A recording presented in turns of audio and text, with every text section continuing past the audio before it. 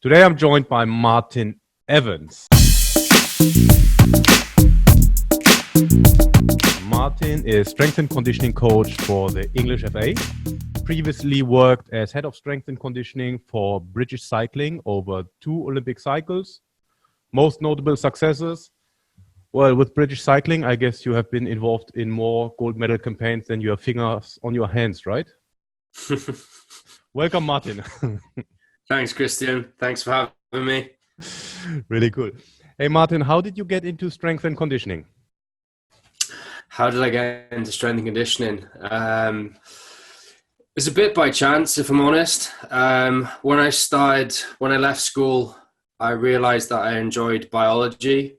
What I didn't realize at the time that I started to look at courses in university was that I actually really enjoyed human physiology. So my first attempt at going to university was to study genetics, which I thought was where my career path was going to lead. But after a couple of weeks, I quickly realized that that wasn't the life that I wanted, and that the love of sport that I had from playing was kind of the route I wanted to go down. So then I transferred unis to Cardiff University and took on a sport and exercise science degree. And it was really through the time there where one of my key lecturers, a guy called Hugh Wiltshire, kind of opened me up to the idea of strength and conditioning and that as a career. And that's kind of what started me thinking about that's what I wanted to do. And it kind of went from there, really. And then you also worked for a rugby club at the same time. Was that simultaneously to studying or after your study? Pretty much immediately after, once I started my postgrad. So again, the guy Hugh Wiltshire, he worked at Cardiff Blues, which is one of the regions in Welsh rugby.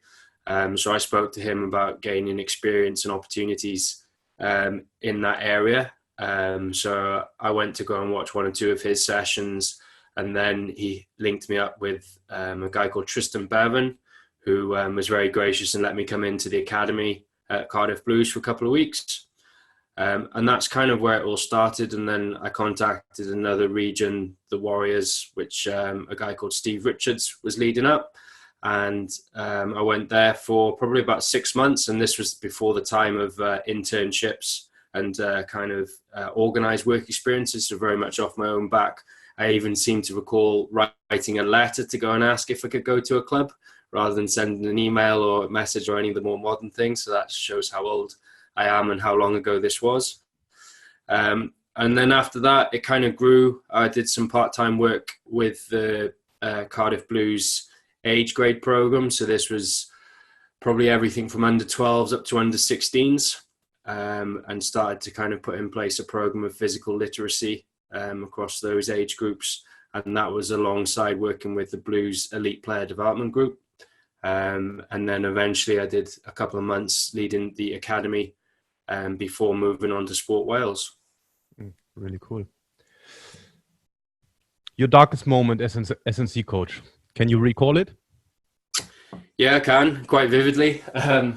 It was during that time in rugby, if I'm honest. So the work that I'd been doing part-time with the Elite Player Development Group and with the age grades had kind of come to an end.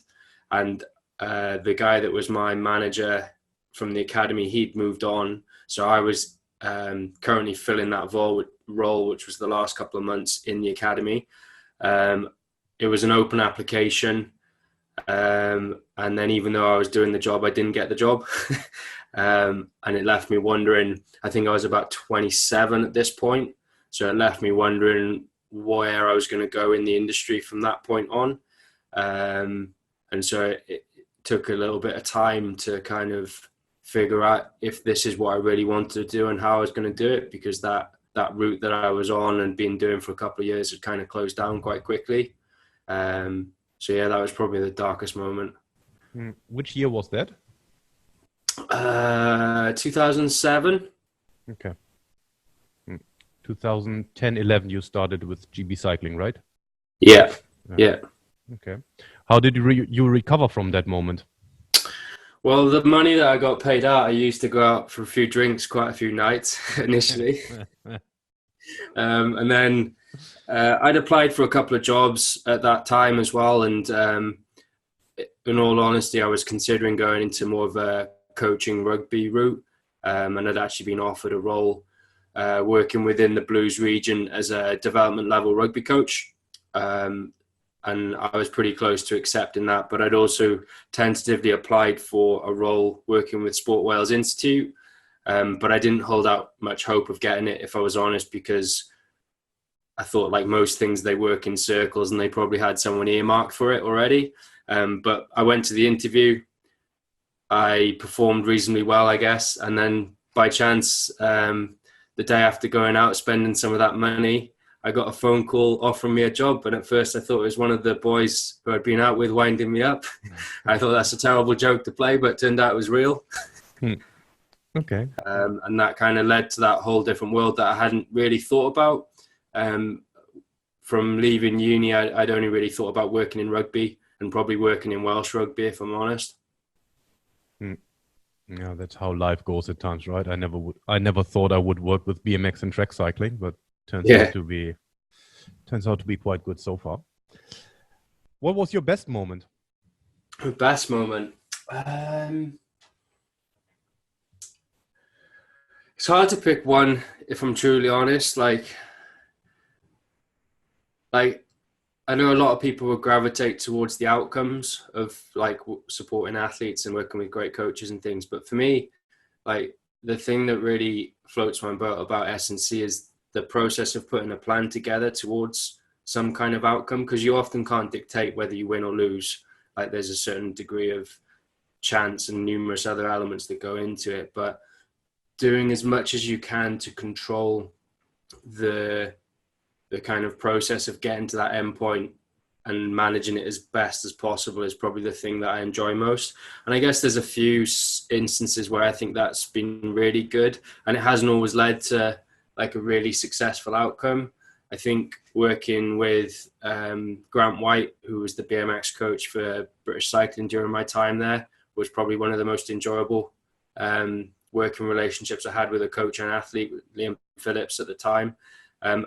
He never quite achieved the Olympic success that he was probably capable of due to a variety of circumstances. But I felt the process that we worked through and the plan that we put in place was probably one of the most enjoyable and best times over that kind of 4-5 year period that I was there in my career so far.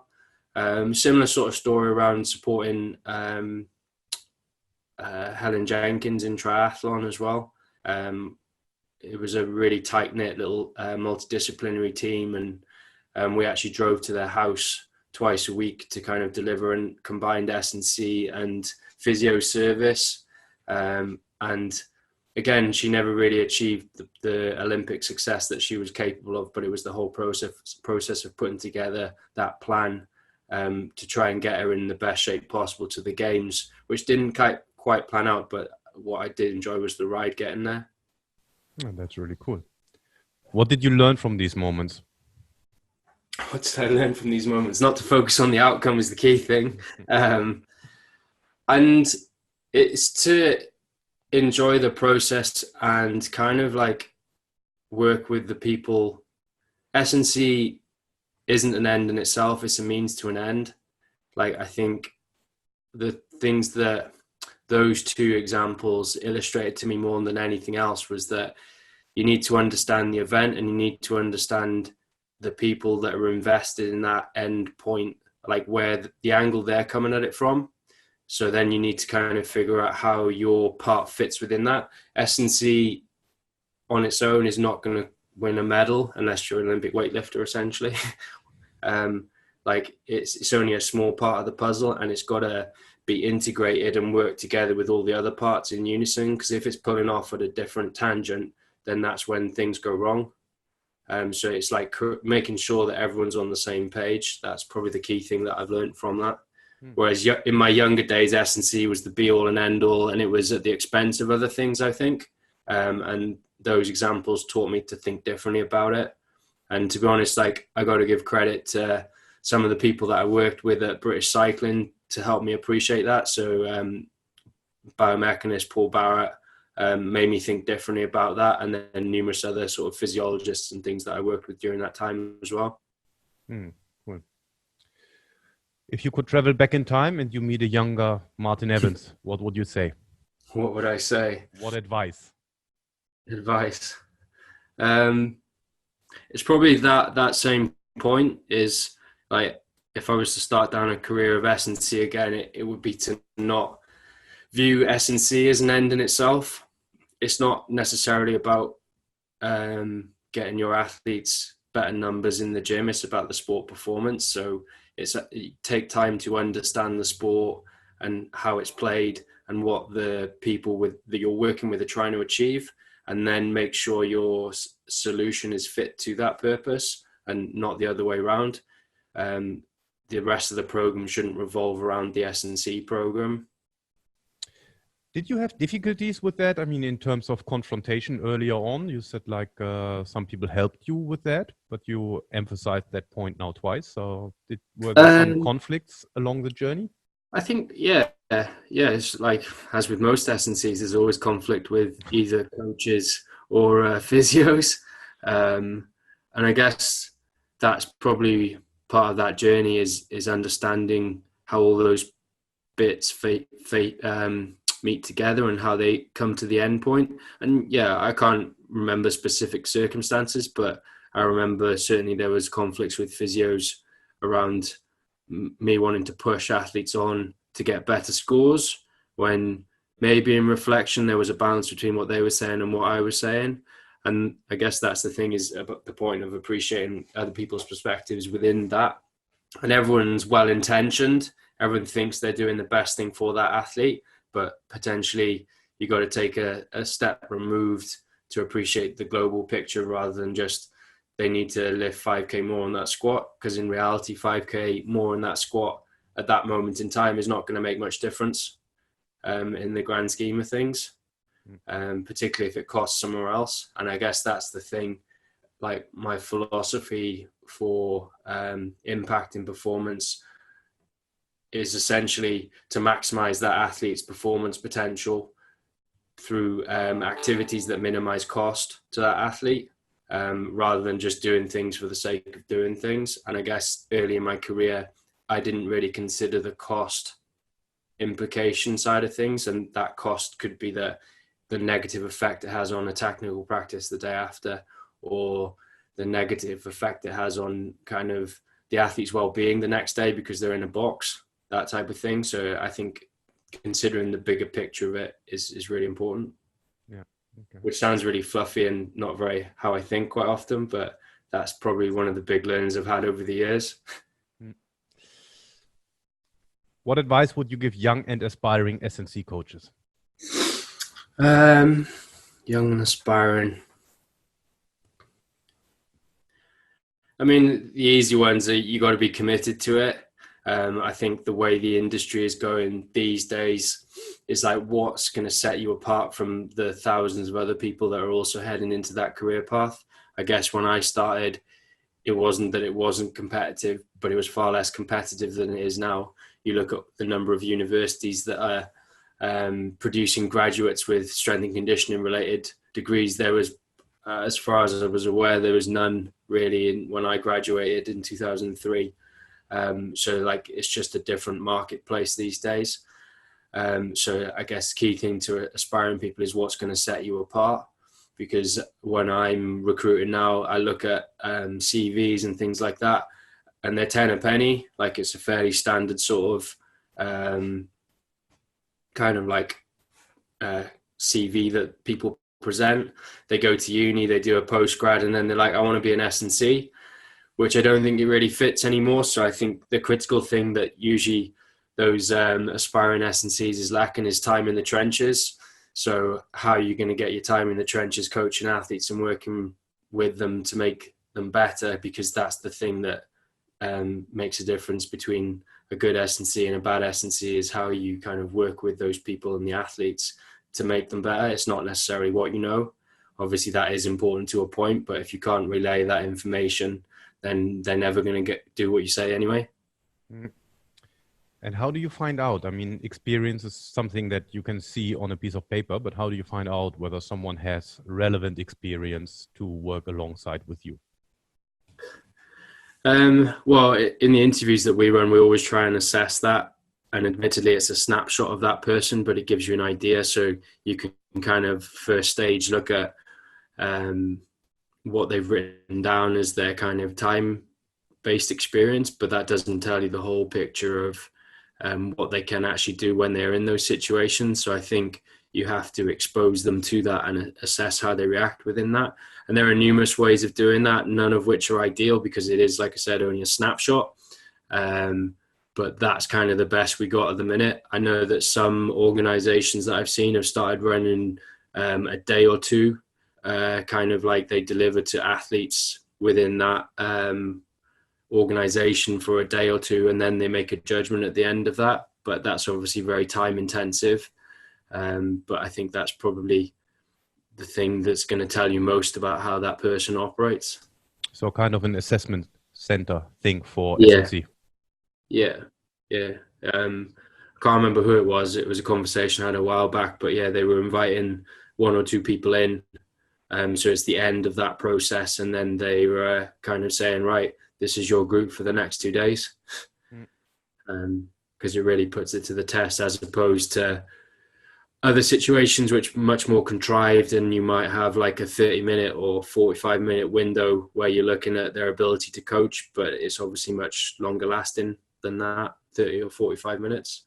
And then the key things within those windows you're looking for is their ability to build rapport with the athletes and then kind of like direct what they're doing, which is a challenge in that time frame for both the assessor and for the candidate and for the athlete to build a rapport in that. And it doesn't always hold true that if that person does it in that short time frame that it's going to be how they actually approach things long term, which is where that kind of more kind of detailed, in-depth 1 or 2 day assessment center type thing might be of benefit. Yeah. So switching gears, more SNC related questions. What is your coaching philosophy? Well, it's like I said earlier, it's that idea of maximizing performance impact while minimizing cost to the athlete that drives a lot of my thought processes. And then once you've kind of figured out how that fits within the framework of what that athlete or team is trying to achieve, it's then looking at the people within that you need to work with and how you're going to work with them. That's kind of how I roughly approach things, I guess. Your core values as an SNC coach, what are they? Core values, it's a good one. I've done this so many times in various organizations. Like honesty is important to me. I think that it's so critical to be an honest person and to work with honest people, because that helps create that environment of high challenge and high support, which I think is essential to any kind of like organization. So yeah, I do hold myself to that standard of being honest in everything I do. I try to be open-minded. I think if you're not open-minded, it doesn't really fit with the high challenge, high support. If you're fixed, it's very challenging to operate because you've only got one or very few modes of operation. I hold myself to a high account on things as well. I think if I'm said I'm going to do something, I go and get it done. And if I don't, I'll probably beat myself up about it. Those would probably be the 3 core things that jump to mind. I want to challenge you on the honesty thing. I mean, I fully agree with that. But I mean, you've worked with athletes. I think if they are in the right frame of mind, they could do anything. And I'm in the fortunate situation where I also have some athletes, if they're in the right frame of mind, well, they are capable of beating anyone any day. So sometimes I think in these instances, you have to bend honesty a little bit just to get them, just to avoid doubts and avoid anxieties, whatever. So just what's your take on that? No, I agree. I think, yeah, you have to, that comes back to that knowing that person and the approach. And I guess what you're saying isn't not being honest. It's being momentarily specific to that person to help them believe that they're going to go and do it. Because everyone, I assume you're talking about to those moments in time where there's this little wobble mentally, and you have to kind of reaffirm what you're doing is on track and things like that, even though it may not be. And so, yeah, I do agree that that is something that does happen. But I think 99% of the time, being honest and having high integrity is critical. Yeah. Because, like I said, it sets that environment of high challenge and high support. And I think that's ultimately how organizations and teams grow, is by being completely open, transparent, and honest with what they're doing, why they're doing it, and then being open to that criticism or challenge around those things. Yeah. But then equally, like, supporting each other to get to the point where it is going to function. Yeah. Now, I fully agree with you. I don't think it's necessarily being dishonest. I think in situations, I've been in situations where I've been asked, like, what do you think?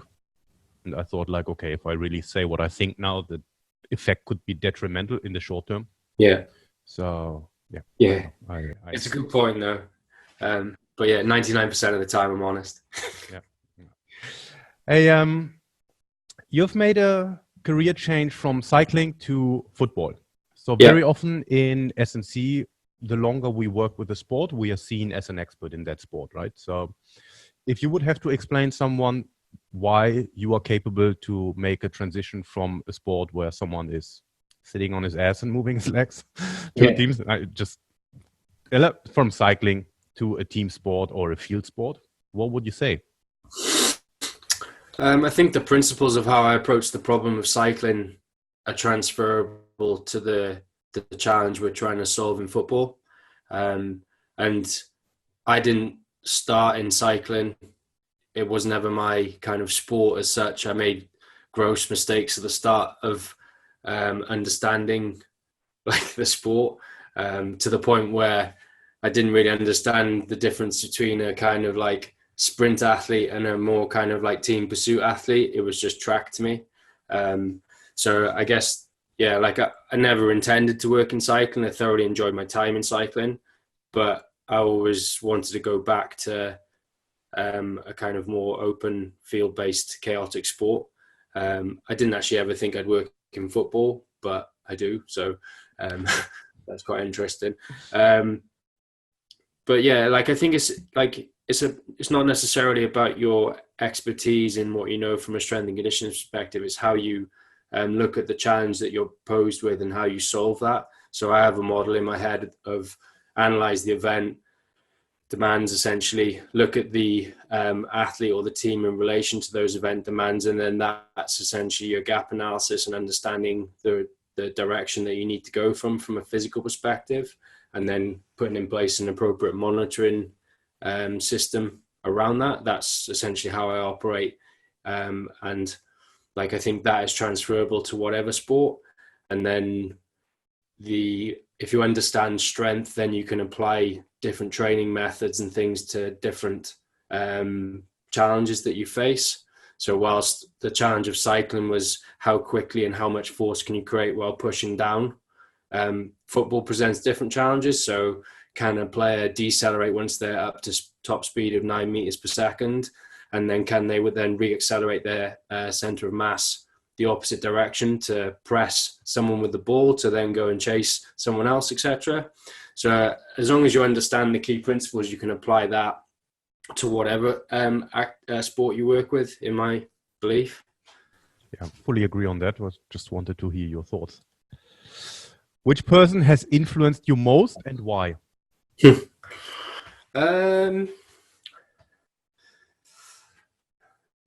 There's quite a few people that have influenced me. I guess going back to the cycling times, probably I'd say the biomechanist influenced me most, Paul Barrett, around how I think about the problem that I'm trying to solve. So going back to that model, he made me think from his world of biomechanics, like how he tries to answer those questions.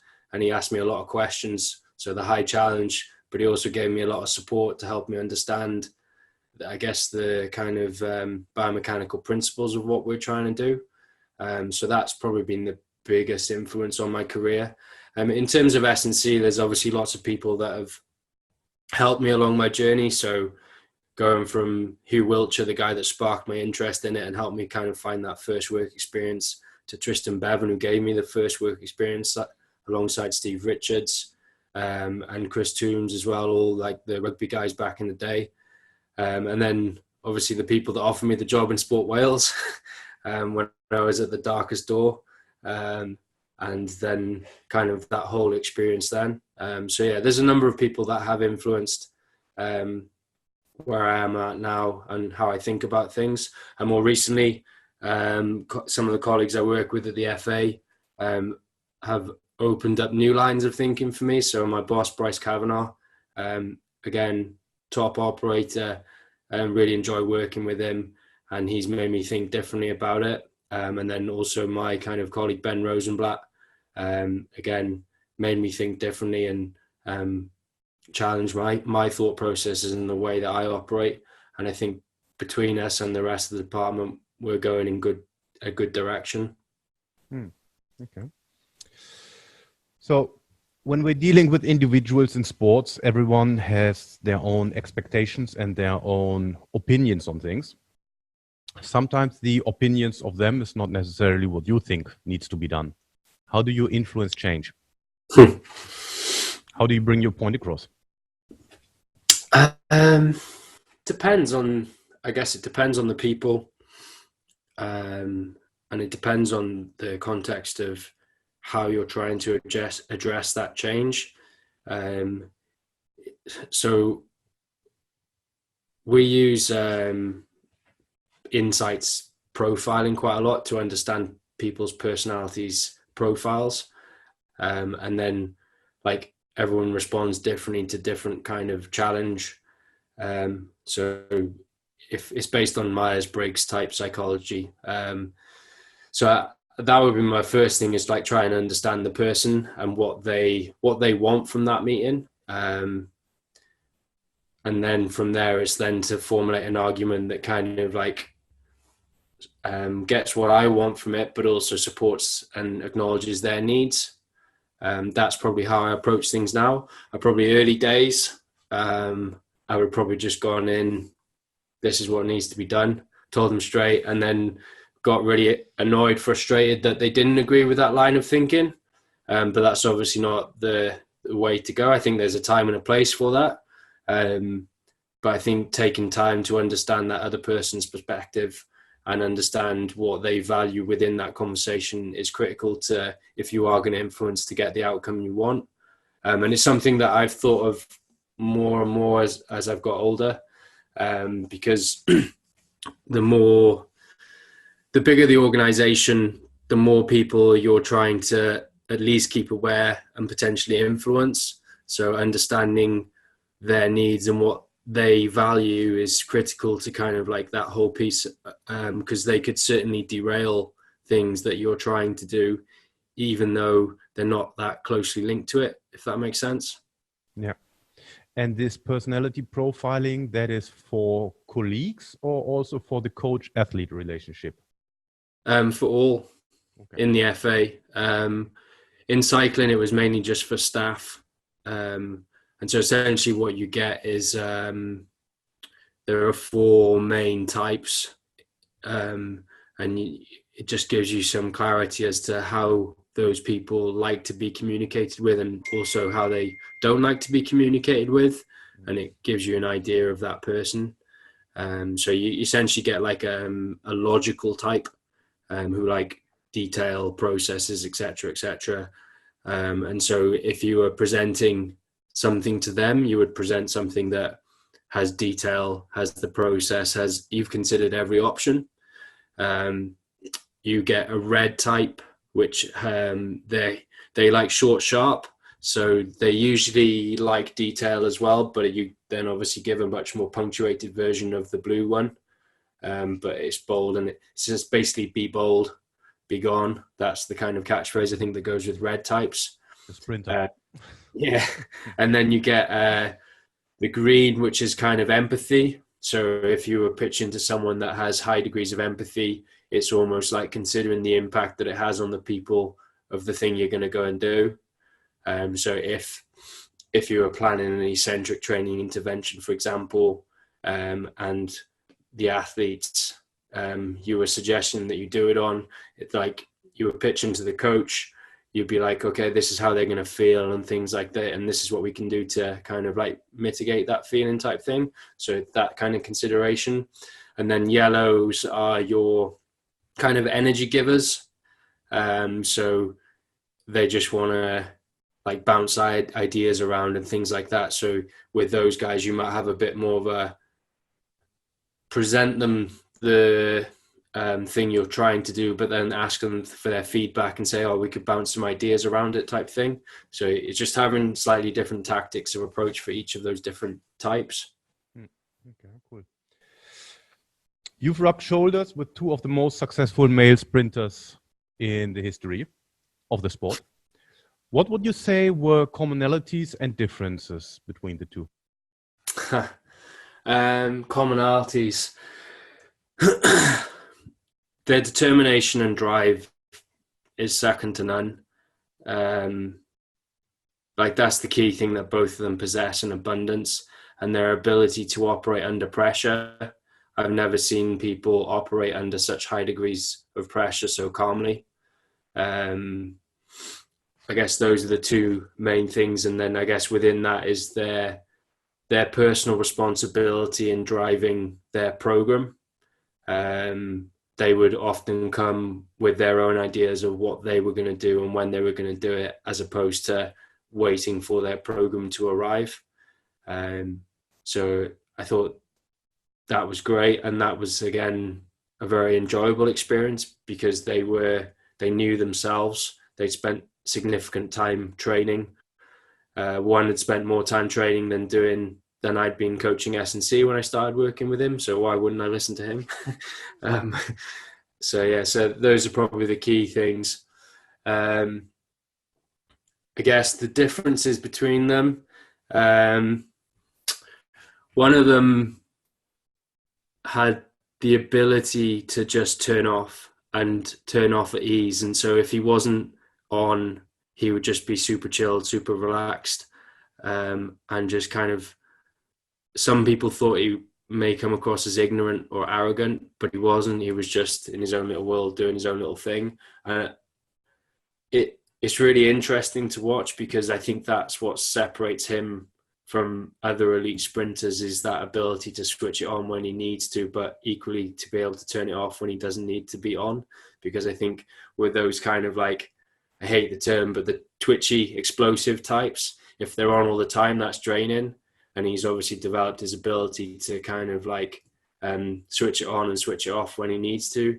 And even not just in a moment, but like for long periods of time. So like talking like an Olympic cycle type thing. So his ability to kind of scale it down for a year or so to recover from the efforts of the Olympics and then build it back up when he needs to be there. I think that's a really important skill for that type of person to be able to have. And then, just that, there are different personalities then around that. So Chris, for example, was very humble all the time. He would always like take time out to say hi and things like that. Whereas Jason, because he was in his own little world, like that's where he come across as maybe ignorant or arrogant to some, where it wasn't. He was just in his own zone, preserving his energy essentially. Very interesting contrast those two. I think that also goes back a little bit. I'm just hypothesizing here, but to the personalities, right? I would classify one probably a bit more extrovert and the other one introvert. And especially for introverts, it takes energy if too many people come to you and speak to you. I mean, I can speak out of my own experience, so you kind of come across very often as, you know, as if you don't care or you're arrogant. But I guess it's just like too many people produce too much stress on you. So, 100%. In a team of coaches and support staff, everyone is wearing his own hat, and you touched on that before a little bit. Mm-hmm. If there are decisions taken that you don't agree with, how do you deal with that?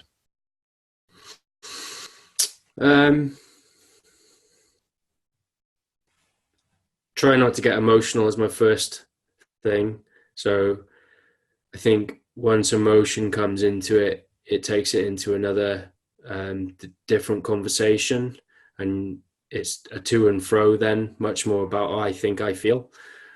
Whereas I think you've just got to stay calm and logically kind of discuss the rationale for why you disagree with it. Because I think once you start going down that other track, then you're much less likely to come to a resolution, because if they're not already emotional, if it's a more confrontational thing, it probably likely is. So you almost need to bring it down. But if they're not emotional, if you stir up that emotion, then it almost certainly will make it emotional on their part as well. And that's where conflict is likely to happen and resolution is less likely to happen.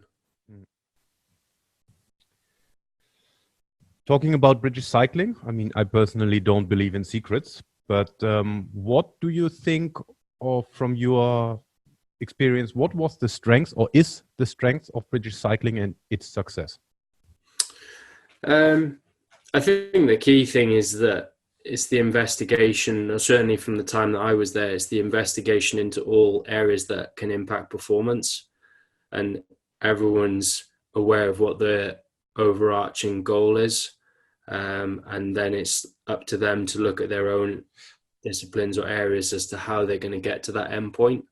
And I think that's the key strength of the organization from the time that I was there. So obviously, like, there's the aerodynamics team, there's the physical performance team, which encompassed nutrition, physiology, strength and conditioning. There's the technical, tactical aspect of the coaches, linked with the video analysis of that. And I think all of those things combined, and as long as the plan is clear and the direction is clear, then the sum of those parts is very good. I think it's when you get in those situations where one part is pulling away from what the overarching vision or mission is for that moment in time. So that kind of ability to coordinate that, I think, is critical for how they operate. So this, I think it was David Brailsford who said, leaving no stone unturned or something like that, right? So you want to... Yeah. I was avoiding going down the marginal gains route because I dislike that comment, but it is that. But like, sometimes the gains aren't marginal. Like, they're actually pretty large. So I think calling them marginal gains maybe downplays the importance of some of the things that were being done. Yeah.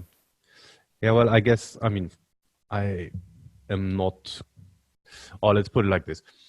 I don't have an insight what happens in British cycling, but I think this marginal gains has been a little bit taken out of context. And I think discussions have gone often too much outside British cycling. I mean, just from what I've experienced, too much towards marginal gains rather than looking at the big rocks. Yeah. But again, that's I what agree. I've experienced. Everyone's like, oh, marginal gains. And I think, like, yeah, for sure. But there are also the big rocks. Yeah, it's the cherry on the cake rather than the cake itself idea. And I think Dave Brailsford actually said something about marginal gains at a later date, and his analogy was around steak and peas. So it was words to the effect of don't focus on the peas unless you've got the steak sorted, type thing, which goes to your point of marginal gains. Like, a 1% gain in something is massively trumped by a 10% gain in something else. Yeah. So why would you not focus on the 10% rather than the 1%? Yeah. Or even you forget what gave you the 10% and then you go for the 1%. Yeah, exactly. So, a typical training day in the life of an S&C coach, how does it look like? What, in my old job or my current job? Maybe both. Just let's talk about They were very different. So in my old job, a typical day would be usually start the day with some meeting, depending on which day it was. It might be a meeting with a coach about the training structure for the week, or a meeting with the medical team about an athlete's availability to train that week or any modifications needed. That would usually be first thing in the morning. And then typically a gym session in the morning for 10 till 12 would be the classic cycling gym session times. Then lunch, obviously.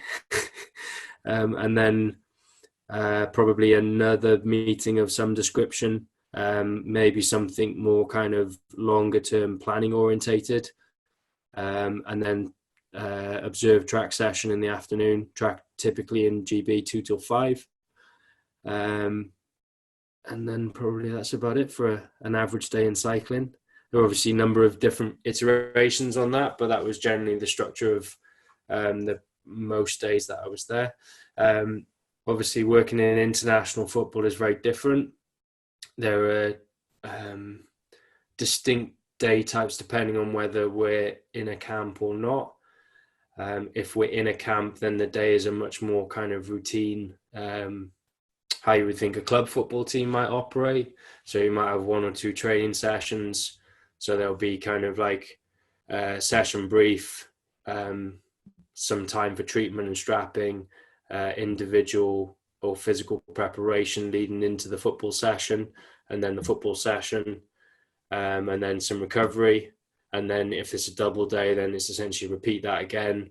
Or on international camps, you might be doing game analysis or kind of build up for the next game if you're in tournament. I guess my more routine week to week, because we're only 50 to 60 days per year together as a team because of the international windows.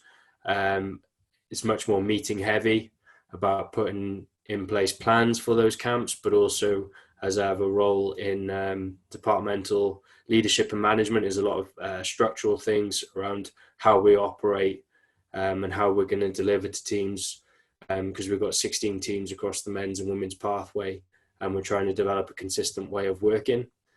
So I have certain responsibilities within that, which requires quite a lot of meeting time with various stakeholders that are important to that process, both internally and externally. Okay. How do you design a training program, step by step? How do I design a training program? I mean, first thing is going back to that process that I typically work through, which is understanding the event. So you've got to identify what's important to that event, and then coming up with a way to assess the athlete against those event demands, whether that's through some kind of testing or profiling type battery, and then looking at how you can use certain training methods to change those parameters. And then for me, that's where it falls out. And then essentially you write your program based on that. So you've kind of understood the event demands, you've tested the athlete against that, and then you've identified the areas they need to work on. I always try and minimize weaknesses, maximize strengths, because I think it's quite easy to do one or the other. And then you end up shortchanging yourself, because if you don't minimize your weakness, that's the thing that's going to hold you back. Usually that's the thing that will break down. But if you don't maximize your strength, the thing that makes you an elite athlete, you lose. So then that puts you in a worse situation than where you're at the start. So making sure you get the balance right between those things. And then it's putting in place that process of consistently monitoring that training intervention to see if it's making the effects you thought it was going to, and then going through that cycle again and adjusting the program. Cool. Do you want to nominate someone to be interviewed? Nominate someone? I